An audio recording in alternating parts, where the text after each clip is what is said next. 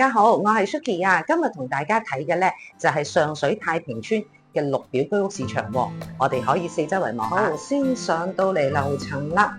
今日我哋睇呢一個咧係一個中層嘅單位，我哋開門入去睇下先。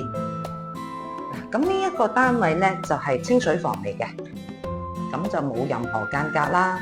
咁就同房屋處當年交樓俾業主嗰個標準係一樣。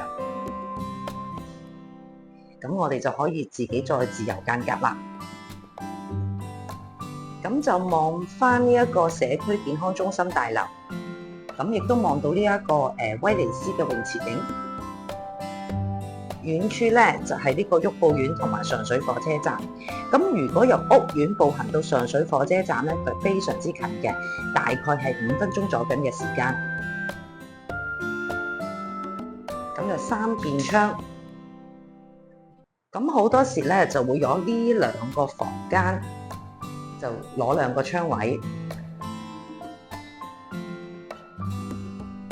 咁就係原裝房署嘅交樓標準啦。咁單位都需要裝修嘅，廚房、灶頭位置，咁亦都會有一個陽台。咁如果呢一個面積咧，就適合1至2人戶，或者係多一個小朋友去住嘅。咁我哋可以喺呢一個位置就間翻呢一個嘅飯廳位、客廳位啦。